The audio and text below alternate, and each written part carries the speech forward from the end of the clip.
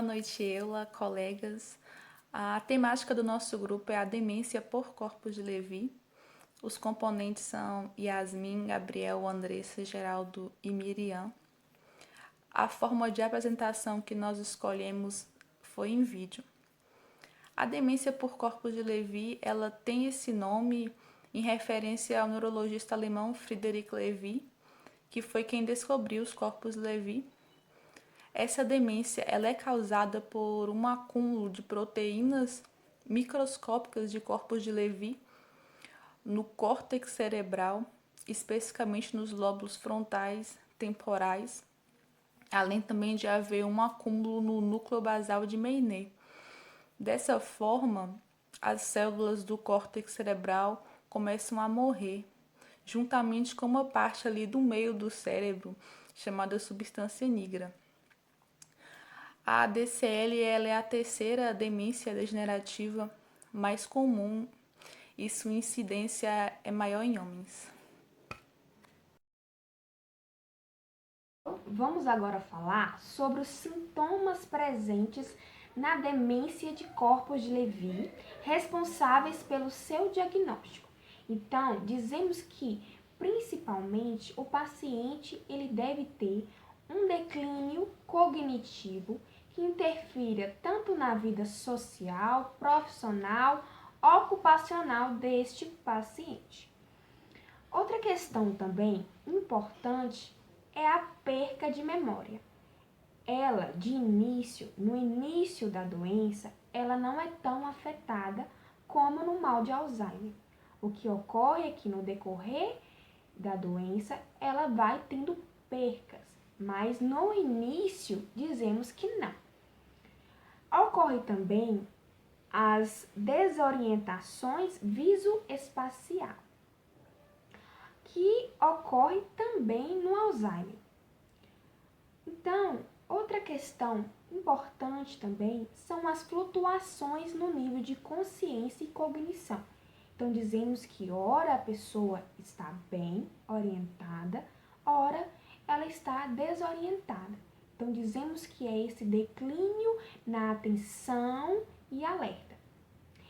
Essas flutuações nas funções cognitivas, elas tendem a durar por longos períodos a pequenos períodos. Segundo, as alucinações visuais. Essas alucinações visuais, elas têm como características serem vívidas, bem formadas, detalhadas, onde as pessoas veem realmente animais, pessoas, e tendem a viver bem com essas alucinações. Ocorre também as alucinações auditivas, mas não tão frequente com as alucinações visuais. Os sintomas parkinsonianos são também encontrados nessa demência. Então, dizemos que esse paciente apresenta uma rigidez, uma broxinesia, tremor, lentidão na marcha, lentidão dos movimentos involuntários, e estudos dizem que esses sintomas ocorrem tanto no progresso da doença mesmo, ou pelo uso de antipsicóticos ou neurolépticos, mais conhecidos como antipsicóticos. Ocorre também os sintomas autonômicos. Muitos pacientes são internados e os pacientes e as famílias não sabem que esses também são sintomas da demência, como a constipação, a diarreia, também são sintomas da demência. Sintomas também que a gente pode encontrar, tanto o transtorno do sono REM também ocorre com esses pacientes. Então, o sono é caracterizado por ser sonos agitados, onde a pessoa mexe muito as pernas, a síndrome das pernas inquietas, onde a pessoa não lembra do que ocorre. Quem lembra é sempre o parceiro e a parceira dessa pessoa. A avaliação é feita por médicos, que vão determinar se a pessoa apresenta demência e, se for o caso, se a mesma por demência de corpos de Levi ou se é demência da doença de Alzheimer. Os médicos baseiam o diagnóstico de demência por corpos de Levy em seus sintomas característicos. É provável ocorrer a demência por corpos de Levy se a função mental oscilar nas pessoas que têm alucinações visuais e musculares e sintomas de movimentos semelhantes dos causados pela doença de Parkinson. Podem ser realizadas tomografias computadorizadas e ressonâncias magnéticas. Um tipo especial de tomografia computadorizada, chamada TC por emissão de fóton, pode ajudar os médicos a diagnosticar a demência por corpos de Levy. Pode ser difícil fazer a distinção entre demência por corpos de Levy e a demência da doença de Parkinson, pois os sintomas são semelhantes. Geralmente, a demência por corpos de Levy é mais provável se ocorrer o desenvolvimento de problemas de movimentos e musculares ao mesmo tempo, ou pouco após a função mental começar a se deteriorar. No entanto, o diagnóstico dessas doenças pode ser definitivamente confirmado apenas quando a amostra de tecido cerebral é retirada e examinada no microscópio. Esse procedimento é feito após a morte, durante uma autópsia.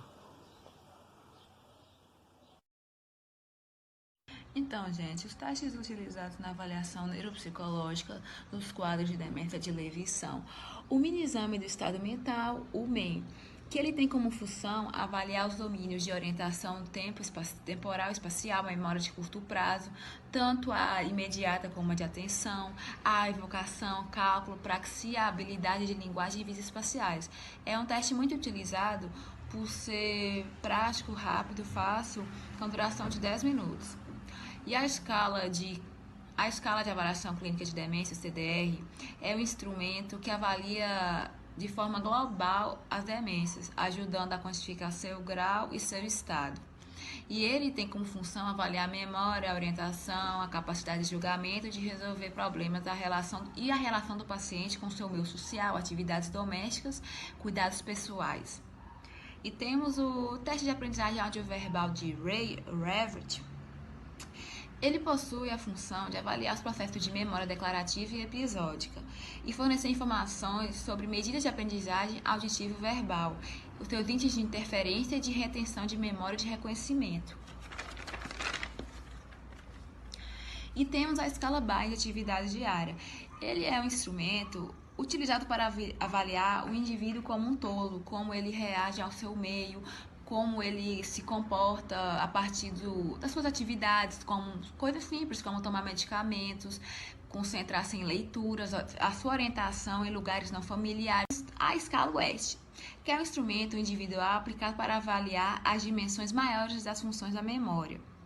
Ele tem como objetivo, como um complemento nos exames neuropsicológicos, aonde ele vai conseguir ajudar a avaliar as funções de memória para estímulos verbais e visuais, material abstrato e significativo, e nas lembranças de tanto as imediatas como as tardias. Valeu aí!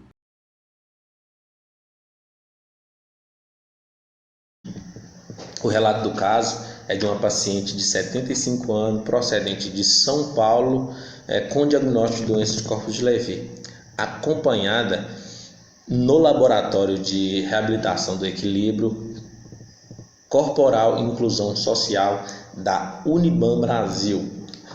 A paciente apresentou a avaliação audiológica, perda auditiva neurosensorial de grau profundo unilateral. Isso tem a ver com a parte interna do ouvido ou então no nervo auditivo.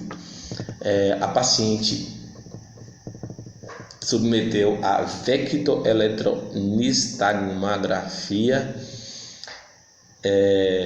Foram encontrados sinais sugestivos de alteração vestibular central e hiporreflexia, a prova calórica. Isso tem a ver com o equilíbrio corporal. A avaliação fisioterápica demonstrou comprometimento grave da capacidade funcional e do equilíbrio corporal.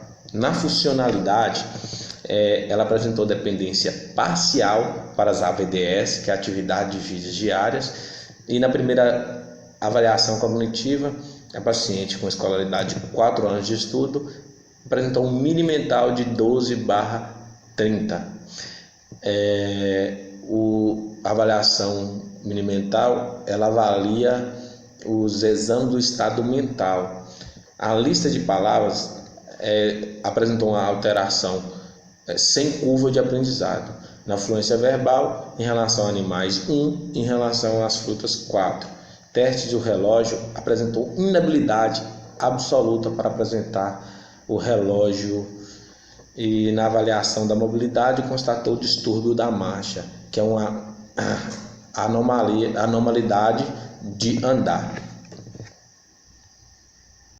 Alteração diagnóstica é o comprometimento das funções cognitivas, além de depressão, demência, delírio, doença mental, desorientação tempo-espacial, ausência de flutuações durante o dia. Na evolução do caso, houve piora clínica, tornando dependente totalmente para as atividades de vida diárias. Isso entre os 2 meses. Foi solicitada uma tomografia e na tomografia constatou uma lesão externa com efeito de massa, localizada na região frontal, associada a importante edema perilesional, que é o acúmulo excessivo de água nos espaços intra ou extracelular do cérebro. Foi solicitada uma cirurgia e ela submeteu a tratamento com corticoide e anticonvulsivante. E após a cirurgia, ela apresentou melhora progressiva do quadro, normalização da marcha e independência para as atividades de vida diárias básicas e instrumentais.